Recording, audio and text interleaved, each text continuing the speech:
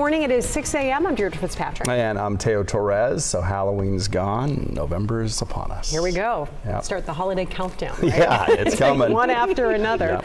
At 6 a.m., let's go check in with Tamara. Yeah, now you got 22 days till Thanksgiving, so maybe start thinking about getting all the stuff for the big meal, right? Outside right now, a live look in downtown. Temperature is quite cool. We're down to the low 40s. We've been kind of used to this routine by now, right? Skies are looking a little hazy. The wind is calm and expected to stay calm the next few hours. If you head out that door around 8 o'clock this morning, sun is up. We will see just again some hazy sky with calm winds. Temperature still quite cool enough to have that layer ready to go. Upper 40s at that point in the morning. By noontime, we're looking at a few clouds, upper 60s, and by 2 o'clock should be right into the lower to mid 70s. Our skies right now a little bit on the hazy side, especially in the Central Valley, but air quality is good to moderate. If you have a morning routine, you like to go out and go for a run, bike ride, you're in great shape. We'll just see a few high passing clouds for today. 54 is where you're starting out in Auburn. It's 52 right now in Placerville and 41 coming across Modesto. I do expect that we will have this hazy sky for the next couple of days, staying mild in terms of those daytime highs. And then for the weekend, the focus will turn towards rain and some wet weather lining up for Northern California. I'll break down some of the timing on that rainfall for your weekend and the impact coming up in just a little bit. Right now it is 6:02. Brian's got you covered planning that morning drive. Yeah, we've got a little bit of a delay if you're heading out westbound Interstate 80 through Fairfield. First off, starting here in West Sacramento, heading out in that direction, traffic is moving along just fine onto the Causeway, into Davis, into Vacaville, but it's once you go into Fairfield, that's where you start to run into a delay there, and you can see that delay right around Sassoon Valley Road is where we had a crash. I've got a couple of lanes blocked there as they work to clear that. That's also causing a little bit of a backup on the westbound side of Highway 12. So keeping an eye on that one for you, but a pretty big delay there from 505 to 12 as you saw in the travel time there. Highway 50, no problems here. Interstate 80 looking good coming in out of Roseville, Rockland area into downtown through the Cap City Freeway and over the top. 5 and 99 also looking good northbound and southbound through Stockton. No incidents to report here. And westbound Highway 4 also looking good. We've got one issue out near Solano Way. I'm going to take a look at that one here in the next traffic report. Northbound 99, a 13-minute ride from Modesto, 27-minute ride on 205 and westbound 580. Also looking good there this morning. You can see here in Sacramento a 9-minute ride on Interstate 80, 11-minute ride on 5, and 99 is a 12-minute ride out of Elk Grove. Deirdre? Thank you. Well, new this morning, 2 people are in the hospital after a Halloween party got out of hand. Sacramento County Sheriff's Office got a call about a fight and some gunshots at a party at around 1:30 a.m. Happened off at Cornelia Way in North Highlands.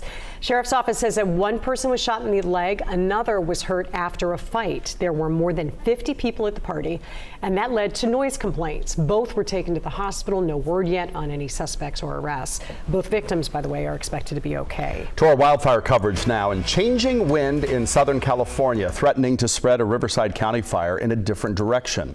It began yesterday afternoon near Temecula. It has burned at least 2,500 acres. 4,000 people are right now under evacuation orders. Crews were able to gain 10% containment yesterday, but wind danger remains in effect through tomorrow. SoCal Edison had alerted 55,000 customers that they could have their power shut off last night, but only a few dozen lost it. Now, the fire burned at least 3 structures thus far, including at least 1 home, and damaged another 6. Some of those evacuated by the fire are seeing the destruction left behind. Many say they had to drive through flames to get to safety. Fire crews describe the conditions that helped this fire spread so fast. What we saw last night was a very poor moisture recovery. Our relative humidities all stayed very low, so it stayed very dry out here. We didn't have any of that moist air coming in to help us out and slow it down. The winds aren't letting up for the next couple of days, so that's a challenge. We really need these breaks in the weather to really make a hard stand and put these fires to bed. So far, there have been no injuries reported due to the fire. The cause is under investigation. To San Benito County, where 2 homes have been destroyed by the Quarry Fire in Aromas. The fire started sitting at 5 acres, burned 25% containment now. CAL FIRE has set up fire lines and says it is letting this one burn itself out. Crews are keeping a close eye for shifting wind to make sure the flames don't threaten any other homes. CAL FIRE says it could take days for the fire to completely go out. The cause is under investigation. Now let's go to our coverage of the war between Israel and Hamas. Missiles once again lit up the sky over Gaza overnight. The airstrikes hit a densely populated refugee camp and killed at least 50 Palestinians. Now this morning, evacuations are starting. Jay Gray is covering this for the Today Show and joins us from Tel Aviv. Good morning. After weeks of negotiation, we are finally seeing some people cross through the Rafah border crossing from Gaza into Egypt. Dozens of ambulances at that crossing today. Injured Palestinians in need of surgery being moved. They are the first Palestinians allowed to leave since the war began, transferring to a field hospital for surgery, in most cases life-saving surgery that is necessary. That field hospital just across the border. There is also the possibility today that we will see the first foreign nationals passing across that border. The American foreign nationals in Gaza are in the hundreds and have been gathering at that gate for days now with the hopes of being able to leave. It'll be interesting to see exactly who does get the chance to cross if and when that happens. Let's talk about the war on the ground in Gaza. Ground forces expanding and advancing. The IDF says it hit 300 targets overnight, taking out a senior leader who was integral, they say, in planning the October 7th attacks. They've also acknowledged striking one of the largest refugee camps in Gaza. Dozens were killed there. We know that internet and cell service is once again down inside of Gaza, and we are getting reports from the IDF on the first of their soldiers to die during combat on the ground in Gaza. They are saying that 11 people died, all of them between the ages of 19 and 24. That is the latest from here in Tel Aviv. I'm Jay Gray, NBC News.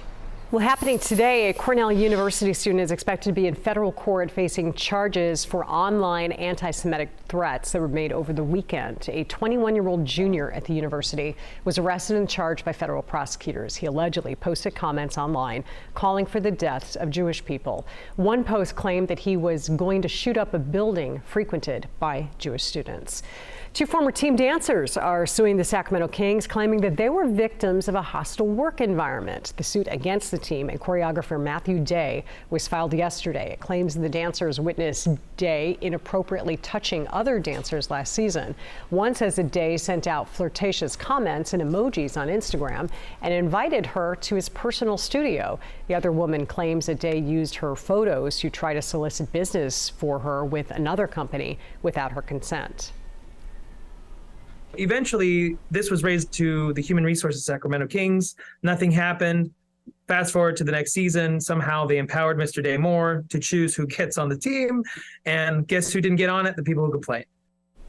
Now, in a statement to KCRA 3, a Sacramento Kings representative says that while we have not been served, we are aware of the recent filings. We take all allegations of harassment seriously. The organization does not comment on active litigation. Well, the Federal Reserve will announce its interest rate decision today. Central bank policymakers are trying to balance a robust consumer spending and low unemployment with interest rates to help cool inflation. KCRA 3's Amy Lou is in Washington now with more on what the Fed is going to do. Well, economists widely expect the Fed to leave interest rates alone in order to allow those already higher rates to work their way through the economy. The Fed is walking a very fine line, keeping rates up without prompting a recession. The economy has proven unusually resilient. Last quarter, the economy expanded at its fastest pace in nearly 2 years, driven largely by consumer spending. Meanwhile, inflation has been edging closer to the Fed's 2% goal, now at 3.7% compared to a 9% peak last year. The White House, which emphasizes the independence of the Fed's decision-making, says data the Fed closely watches shows inflation across the economy is falling. We saw grocery prices settle down. We've certainly seen the prices of goods actually fall. And that has to do with improved supply chains. So I think if you look at the facts on the ground, you'll see easing inflation pretty consistently. Now, the Fed has hinted to one more smaller interest rate hike that could come next month, although it will likely keep interest rates up for the foreseeable future to make sure inflation does not jump back up. In Washington, I'm Amy Lou, KCRA 3 News. The Fed will get new jobs data on Friday and next month, as well as 2 inflation reports in November to base their decision on when it comes to interest rates. Well, with rain the way, there's a reminder for Sacramento residents to pick up all those falling leaves. KCRA 3's Melanie Wingo live with the return of the claw. The Claw. It has good branding. We think that the Claw is a really great way to call this piece of machinery that picks up things just like this. This is a scene that we're going to be seeing throughout the fall and winter months, just big piles of leaves. And throughout the city of Sacramento, they will be somewhat organized. If you're wondering what the Claw is, we have some video to show you of last year's Claw at work. It's a big machine that picks up green waste, essentially. And as you can see, it makes quick work of picking up all those leaves that take so long for all of us to rake up. Green waste customers across the city of Sacramento are allowed to pile up the leaves and other yard waste in the street. And the piles should be no more than 5 cubic yards in size, so think 4 by 4 by 9 in terms of size for your pile. The Claw then comes in and scoops up the leaves and then puts them back onto a green waste truck. This all goes from today through late January, and then in that time, the city says the Claw can collect 20,000 tons of material. It's incredible. And so a couple reminders for you. This is only for yard waste, so leaves, branches, plant life, that sort of thing. No food waste. That should go in your compost bins and your organic waste containers, and also no pet waste in these things. Another good reminder, if you're in the city of Sacramento, if you do organize a leaf pile for the Claw to pick up, make sure it is not blocking any of those storm drains or grates that would cause flooding in the street, as we have seen when we get heavy rains. Reporting live in Sacramento this morning, Melanie Wingo, KCRA 3 News.